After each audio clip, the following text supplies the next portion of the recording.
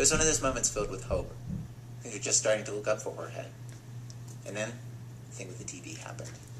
He just moved to a new town, started his life over, found some work, out of place. Years of searching around, of vagueness. Waiting. It's going well. Like, the way that I'm procrastinating now is by, like, doing work, you know? You know, I'm coming into my own. Like, I feel good. I'm paying bills relatively on time.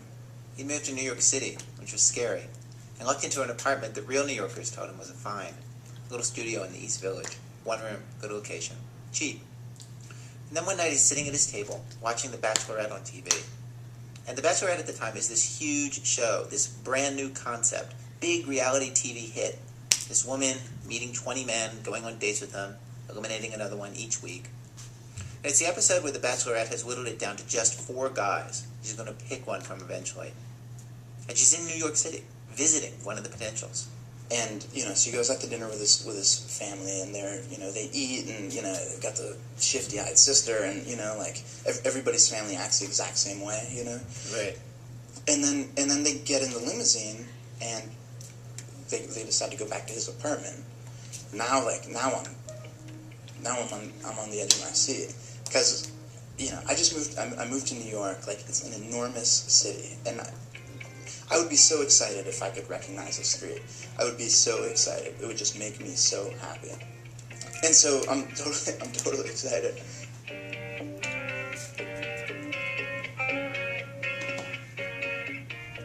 So they get out of the limo, and he hugs her in the street, and they pan, and they show a building. They show an awning. And it's my awning. It's your building. It's my building. It's the awning to my building. It says the address, it says the street. It's, you know, it's possibly the only place in New York I actually know. You know what I mean? and then he opens the door, and she comes in, and it's my lobby, you know? There's my lobby. There's the row of mailboxes, you know? And I'm just like, I'm out of my chair, and I can't talk. I'm like, you know, like pointing at the TV. Like, and if it were me, I would think, like, are they here right now, like, in the building? You're too smart. I mean, I couldn't think. I was just like, you know, it was, you know what I mean?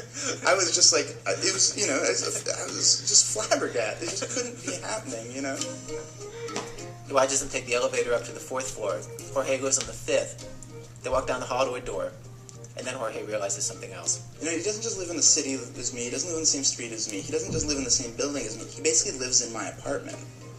He lives in the exact same apartment. It's the exact same layout. So wait a second. So the camera goes inside this apartment, and you see your apartment, basically.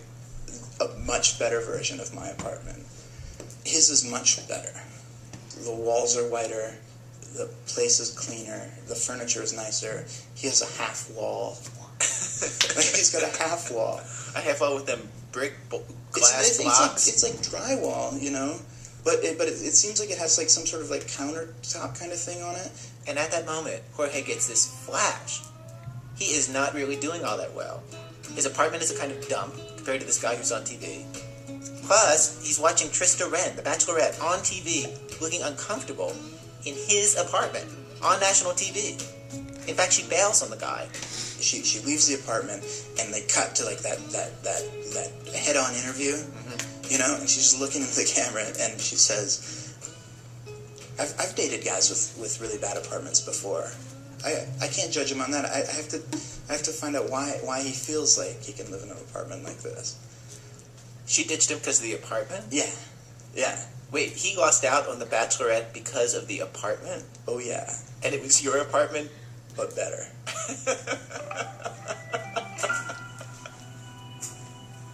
Over the next few days, it all sort of goes to hell for Jorge. He's depressed. His new life does not seem so shiny. His New York friends console him. Look, they say, the Bachelorette had never seen a New York apartment before. She does not know how people here live. This means nothing. Which helps him for a while, until one day, Jorge picks up the New York Post, and right there is an article about his neighbor, Toddman, the guy from the Bachelorette, getting busted for cocaine. Third paragraph. Toddman's fate on The Bachelorette was sealed the moment Wren set foot in his squalid Avenue A studio apartment. Do you understand the weight of that? Squalid Avenue A studio apartment. So this isn't just like people from outside New York. This is the New York Post. Nobody knows New York apartments like the New York Post. These guys have been in the most squalid New York City apartments. It's squalid, you know? It's squalid. You know, there's not that many definitions for squalid. There's not many ways to look at the word squalid and think, maybe they mean kind of hip, you know?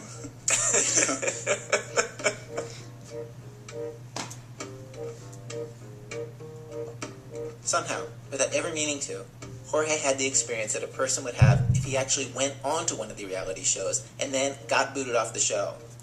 National television came into his apartment and then kicked him off the island by proxy. He was like collateral damage to a reality show. You know, I didn't want America to judge me and tell me my apartment sucked, you know?